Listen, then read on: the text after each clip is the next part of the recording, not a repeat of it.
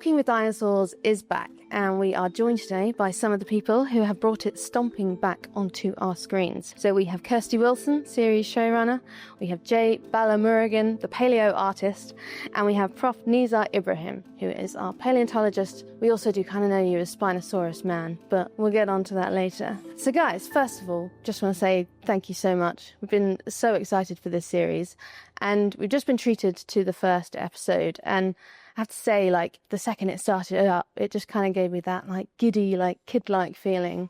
I mean, Kirsty, how does it feel to be working on this series? It's been genuinely absolutely amazing. I think the thing about Walking with Dinosaurs is you kind of feel like you have people's childhoods in your hands a little bit. So it's an amazing mix of a terrifying responsibility, but also really excited to be bringing something back that people love, and also reimagining the brand in a way that I hope people are going to find really exciting. And I feel like part of that comes down to the way that the show, it just immediately, like, it takes you to this Cretaceous space.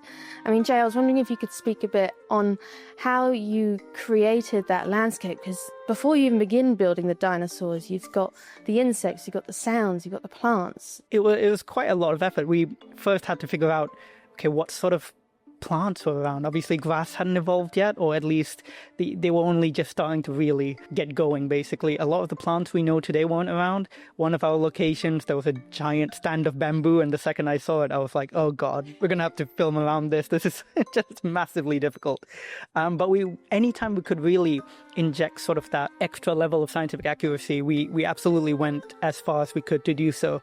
Some of the plants you will have seen in the first episode were around in Cretaceous North America. Some of these landscapes, I think we got fairly close to what it would have been like. We're never going to be perfect. Those landscapes simply don't exist anymore. But I think we did a pretty good job. And some of those locations are probably a bit more surprising in terms of where they were actually filmed than you might realize. As Jay said, there's an awful lot of scientific work that went into ensuring we're as accurate as possible.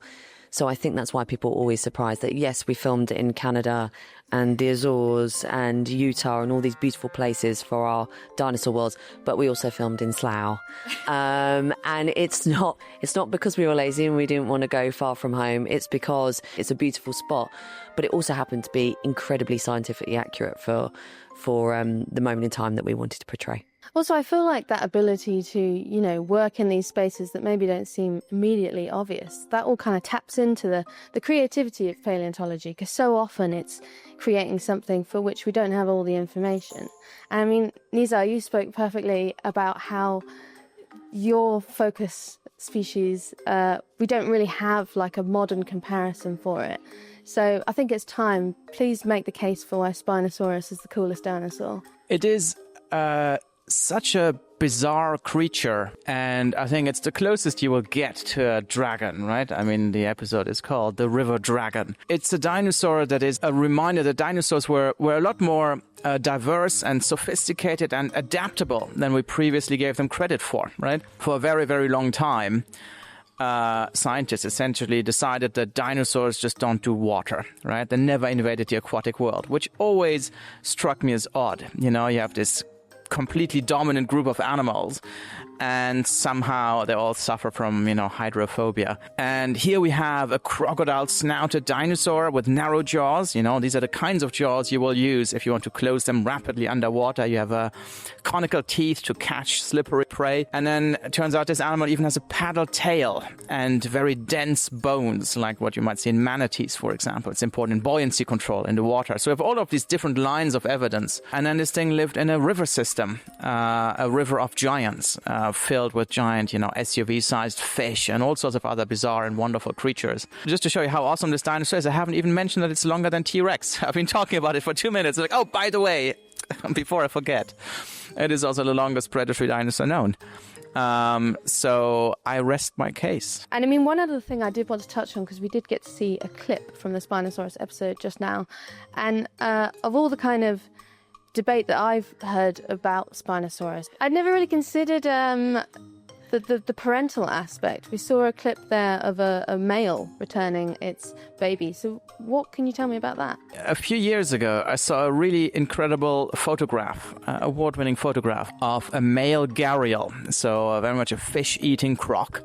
And it had lots and lots of little ones sitting on its head and body. And I immediately thought of Spinosaurus, right? I immediately thought, wow, isn't that an amazing image? You know, if you had a Spinosaurus with little ones sitting on the head. And it turns out that these male gharials guard long stretches of river and protect sometimes hundreds of little ones, right? But the other reason why I thought it would be a really good idea to show male parental care is that I think we have a tendency to look at dinosaurs with a mammal-centric view, right? So we automatically assume that, it's going to be like, your typical documentary film with a, grizzly bear mama taking the kids somewhere. But birds are living dinosaurs, and in birds, both parents often play a very important role. And it turns out that in the most quote-unquote primitive or basal birds, male parental care is actually the rule. And if anything, these are the birds that are kind of closest in some ways to the dinosaurs, things like an emu or a rhea or a cassowary. And so I thought, that's a really interesting angle, because I think we want to challenge people's kind of preconceived ideas and very often mammal-centric ideas.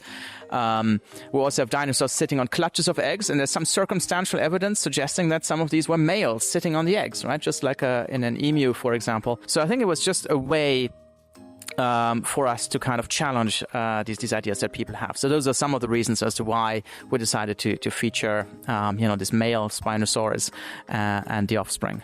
Yeah, I think that's a really great point that these sort of series can achieve, is that often historically people have looked at dinosaurs and just from the aspect of they're just fighting all the time and that's it. But there was so much to their lives that wasn't just about that. That said, there was a very cool clip of a T-Rex fight with a Triceratops, and we got to see something that I've never seen before, these incredible eye spots made with coloration. So how did we sort of reach this conclusion that they had this changing colour on their frill? That is speculative to an extent, but it's speculative very much informed by what we know about these animals and what we know about their modern relatives. So Triceratops have frills that are just covered in blood vessels. And for the longest time, paleontologists have thought this must function in some way to show off. It is perfectly adapted for display. And if we look at modern birds and a lot of modern lizards, they have this ability to sort of flush their skin. Right? Our bearded dragons do it. Ostriches, they do it with their throat, where they can really flush blood into it, and that changes the color of them quite drastically. If you look at a bearded dragon, for example, when they get mad, they flush their beard, essentially all covered in spiky scales, and it changes color quite drastically. And it is something we wanted to show off in a Triceratops. As far as the design of it goes, the eye spots are a common theme throughout nature. It's a good way to avoid predation. Butterflies do it, for example, in the most sort of obvious of examples. Really interestingly, this is something you can actually test out. So scientists, one thing they've done is painted eye spots onto the behinds of cows. And they've noticed that actually deters predators. Predators no longer go for the cattle. It's a really interesting thing that is just something that in nature is inherently scary and frightening. If an animal has eye spots, you immediately think, oh gosh, that's a much bigger thing than it actually is. So that's kind of the reasoning we chose, kind of go in that direction. And I think it ends up working out quite well and still feels very naturalistic. I definitely think that's something that should catch on if any farmers are watching. I want more eye spots on cows in the English countryside. Another fantastic creature feature I spotted was the sauropod. And they have these fantastic air sacs, this time on the head. And I'd seen them in the neck before, so what's the sort of science that led us to that idea? One of the reasons they got so big is they're just full of air sacs right through the body because it lightens the load, essentially. A mammal that long would probably weigh 3 times as much, something like that. And in sauropods like our Lusotitan, which you will have seen the air sacs on, these are brachiosaur sauropods, and these specifically have these massive nasal openings, essentially, in their skulls. And for the longest time, we really didn't know what they were for. Some paleontologists even thought early on that they may have anchored trunks like elephants. But nowadays, what we're thinking could be a potential use for them is those air sacs could essentially exit the body in that cavity. And what they'll do is take in a big gulp of air, shut the nostrils, breathe out, and it goes... And it's a really interesting, fun display, and we see stuff like that in modern animals all the time. Hooded seals, for example, frigate birds. Air sacs are just a really effective way to show a mate, hey, look, I'm here, look at what I can do. And I think it looks really fun. It's a fantastic detail, and I think one that's going to kind of change the way that people, view these animals from the models that they maybe had when they were a kid. Another one that I felt got a sort of new edge to it was T-Rex, because there's that famous scene in Jurassic Park and Ian Malcolm's in the van and the water's shaking, and then you guys brought in the shock-absorbing foot pads. I mean, unbelievable. Nighttime predators, incredibly great sensory organs, the olfactory it mentions, and the great eyesight. I mean, how is T-Rex really fine-tuned for this nighttime hunting? It is a mega predator, unlike anything else we've ever seen. And there's this idea that people overhype T-Rex, but I think it's actually kind of hard to overhype this animal because it really is just as impressive, if not more impressive, than most people make it out to be. It has massive areas dedicated to olfaction, to smell. We know that it has great vision. We know that it probably was hearing its hearing was fine-tuned for low-frequency sound, so it could hear when other dinosaurs were moving and walking. And, with the shock-absorbent feet, for example, with those big pads, this is a thing that is just perfectly kind of suited to be hunting the animals in its ecosystem. And it kind of had to be, because the animals in its ecosystem were really dangerous. You have things like Triceratops. Some of the animals we don't feature, like Ankylosaurus with a giant bony club. They are dangerous things to be hunting, and so you've got to be perfectly suited to be dealing with all of this when you are a predator in that ecosystem. With something like T-Rex, for example, is a prime example. We know many, many things about T-Rex, but in terms of the behavior, it's not your classic T-Rex roaring really loud and essentially, scaring everything off, so you don't actually get to eat anything. We really have believable, plausible behavior, hunting strategies, and so on. The anatomical details, some of them people will notice, but others are kind of hidden, right? We know where they are, but it's incredible things. And so one thing I just wanted to put out there is that when you watch these animals, just keep in mind, these dinosaurs you see in Walking with Dinosaurs now are the most accurate dinosaur models ever made. That was a really nice new aspect that you mentioned you brought into the show, because we get to go to the dig sites. And could you tell us a bit about some of the dig sites you've chosen and why they seemed important to include? Actually, the series originally started with Nizar and Spinosaurus. We came across this and thought, what an incredible opportunity. So Spinosaurus was the first one out the gates, but then we spoke in excess of 200 people. We wanted to find things that were pushing the sort of scientific boundaries in terms of new discoveries, but it also, we're making TV, and so we want people to enjoy it and be entertained, and there to be great storytelling. So it was a really important mix of global coverage. We wanted to go to dig sites around the world, not just focused on one continent. We wanted to find an incredible mix of different storylines that were coming out of the ground. So the science enabled us to tell the story of individual characters. Each episode is focused around an individual character, and we wanted people to see, literally the fossils coming out of the ground, which then enabled us to springboard into the VFX stories based in real science. So nobody ever has to go, how on earth do they know that? And we wanted a variation of stories. We didn't want just 6 stories of migration or 6 stories of hunting. The VFX is absolutely incredible, but there were some close-up moments where it just looked so unbelievably real. Was it exclusively VFX, or did you ever use models as well? 25 years ago, Walking with Dinosaurs was pretty famous for using animatronics and puppetry as well as VFX. This series, we are nearly, I'd say 99.9% VFX. We had a couple of practical elements. We have certain elements such as eggs, certain other elements where we have real interaction with the environment, which is kind of created by us running through the bushes. But the rest of it is entirely VFX. And I think that the process was so labour intensive, both creatively in terms of ensuring the visual ambition of the series, but also scientifically making sure that we had everything as accurate as possible. And so, when you have moments like a VFX dinosaur like Clover rolling around, a practical egg in a nest that was really there, and I think most people wouldn't be able to tell the difference between the two. I think that's kind of testament to how much effort the team and the VFX house put in to make sure that we got it right. And just very quickly on that, I'd like it to be known that I made that nest, and that is my closest brush with motherhood so far.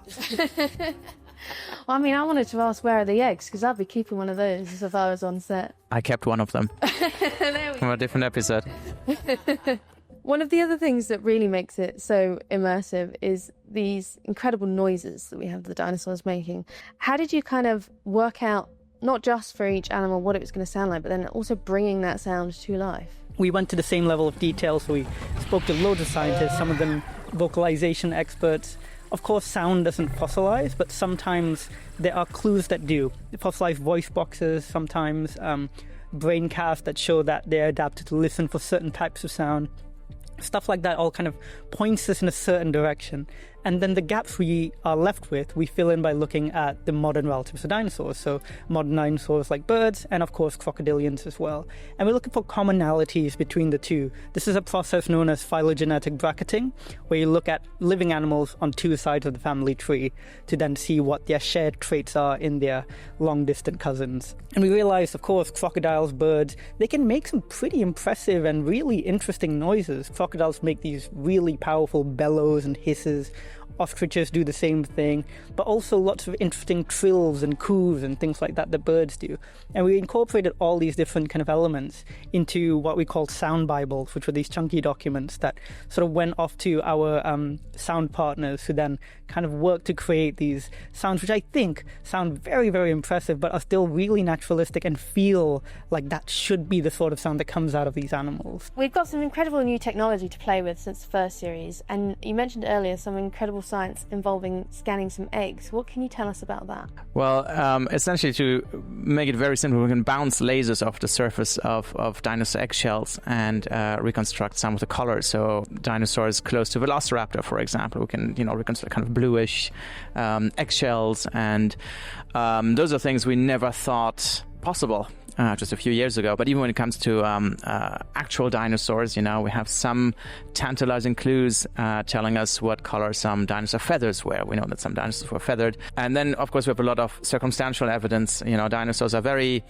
visual animals. They have frills and big sails and crests and all sorts of other structures. We can look at their brain architecture and the way they process visual information. We got as close as we could to coloring in these dinosaurs in a way that is plausible, scientifically grounded. Again, we're not going to get it 100% right because there's just no way of knowing the color of every single dinosaur featured in the show. But I think the really extraordinary thing I think we should really be focusing on is how much we do know. It's pretty incredible that these animals that lived, 67 or 100 million years ago, that we can figure out so much about their lives, their ecology, their feeding biology. It's really incredible. And what are these VFX Bibles that you've put together? So to start the process of building these dinosaurs in VFX, we needed to collate as much information on these animals as humanly possible. And that involves scouring papers, hundreds, in the case of T-Rex, a lot of papers, but not just that. We spoke to all the paleontologists who worked on these animals, looked at close relatives, and started building these documents that were, sometimes 60, 80 pages long, that included things like skeletal diagrams, musculature diagrams. Sometimes there were pages about their feet and just that, and it would just go on for a while, so that the VFX house had just as much information to work with as possible. And I think one of our paleontologists said for one specific animal that was the largest compendium of information available about that animal, which I was quite proud of. And then once we were kind of building out the models, we go through this back and forth process where the VFX house would send us early passes, we'd send them off to scientists, we'd discuss internally, we'd send them back and go back and forth and back and forth. And it was quite an arduous process, but I think it was a very necessary one to get our animals looking as close to life as possible. And then we obviously had to design the colors as well. I had a great time putting together these sheets of just color options. So for some animals, I would have designed like 20 odd color patterns, all informed by science and modern animals and, similar creatures that live in the similar sort of ecosystems today, for example. I think for our Utah raptor, I must have designed more than any of the others just because of the sheer variety of colors those feathers could take, for example. And then we'd speak to scientists and decide which is the most plausible, and also at the same time which works best for us and the story. And I think we ended up coming up with a real nice fairly diverse selection of animal colors, I think really represent this sort of variety you see in the natural world today, where some are really ostentatious and out there, some are a lot more muted and more tame, but very much in line with the science and the natural world. One thing that goes into these Bibles is published literature, but I think in Walking with Dinosaurs, we're really at the cutting edge. And some of the things you see are literally, this is research that's just happening right now. There are things that we're literally submitting for publication right now. So I think we also had this amazing trust relationship, really, I think it's fair to say, where obviously, I had to keep my mouth shut about Walking with Dinosaurs for a very long time. And they're very secretive about it, but, I did my part. But I also shared with them very, ongoing research and, confidential information on really exciting new finds featured in Walking with Dinosaurs. So it's really about, as far as you can go in terms of cutting edge science on the screen. Yeah, it really does. It comes together for such an immersive soundscape. Absolutely loved it. I can't wait to see the other stories that the series has in hold. So thank you so much for your time today, you guys. It was really great to meet you. Thank you. Thank you very much.